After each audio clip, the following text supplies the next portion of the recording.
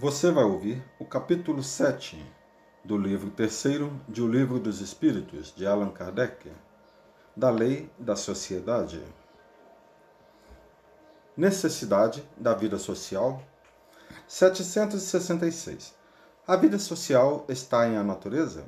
Certamente, Deus fez o homem para viver em sociedade. Não lhe deu inutilmente a palavra e todas as outras faculdades necessárias à vida de relação. 767. É contrário à lei da natureza o isolamento absoluto? Sem dúvida, pois que por instinto os homens buscam a sociedade e todos devem concorrer para o progresso, auxiliando-se mutuamente. 768. Procurando a sociedade, não fará o homem mais do que obedecer a um sentimento pessoal? Ou há nesse sentimento algum providencial objetivo de ordem mais geral? O homem tem que progredir. Isolado, não lhe é isso possível, por não dispor de todas as faculdades. Falta-lhe o contato com os outros homens. No isolamento, ele se embrutece e estiola. Explicação de Kardec. Homem nenhum possui faculdades completas. Mediante a união social, é que elas umas às outras se completam, para lhe assegurarem o bem-estar e o progresso.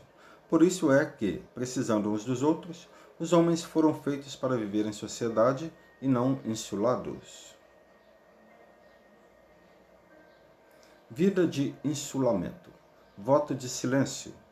769. Concebe-se que, como princípio geral, a vida social esteja na natureza, mas, uma vez também, todos os gostos estão na natureza, por que será condenável o do insulamento absoluto, desde que causa satisfação ao homem? Satisfação egoísta. Também há homens que experimentam satisfação na embriaguez. Merece isso aprovação? Não pode agradar a Deus uma vida pela qual o homem se condena a não ser útil a ninguém. 770. Que se deve pensar dos que vivem em absoluta reclusão, fugindo ao pernicioso contacto do mundo? Duplo egoísmo. Item A. Mas não será meritório esse retraimento, se tiver por fim uma expiação, impondo-se àquele que o busca uma privação penosa? Fazer maior soma de bem do que de mal constitui a melhor expiação. Evitando o mal, aquele que por tal motivo se insula cai noutro, pois esquece a lei de amor e de caridade. 771. Que pensar dos que fogem do mundo para se votarem ao mister de socorrer os desgraçados? Esses se elevam, rebaixando-se. Têm o duplo mérito de se colocarem acima dos gostos materiais e de fazerem o bem, obedecendo à lei do trabalho. Item A.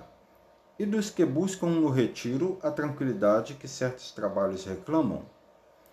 Isso não é retraimento absoluto do egoísta? Esses não se isolam da sociedade, porquanto para ela trabalham. 772. Que pensar do voto de silêncio prescrito por algumas seitas desde a mais remota antiguidade? Perguntai antes a vós mesmos se a palavra é faculdade natural e por que Deus a concedeu ao homem. Deus condena o abuso e não o uso das faculdades que lhe outorgou.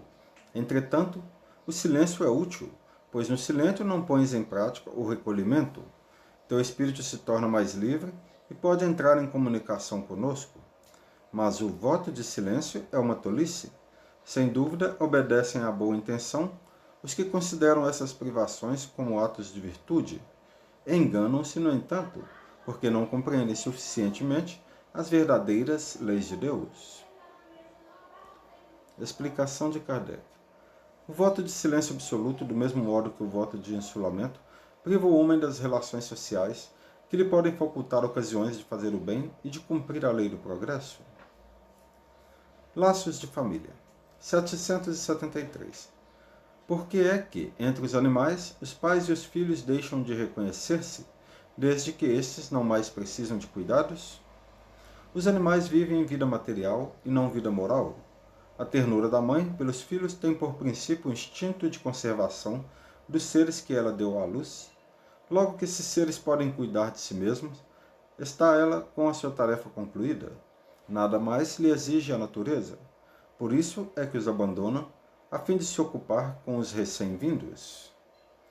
774. Há pessoas que, do fato de os animais, ao cabo de certo tempo, abandonarem suas crias, deduzem não ser os laços de família entre os homens mais do que resultado dos costumes sociais e não efeito de uma lei da natureza. Que devemos pensar a esse respeito? Diverso dos animais é o destino do homem, porque então quererem identificá-lo com estes? Há no homem alguma coisa mais além das necessidades físicas, a necessidade de progredir? Os laços sociais são necessários ao progresso e os de família mais apertados tornam os primeiros.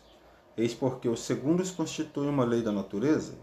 Quis Deus que, por essa forma, os homens aprendessem a amar-se como irmãos.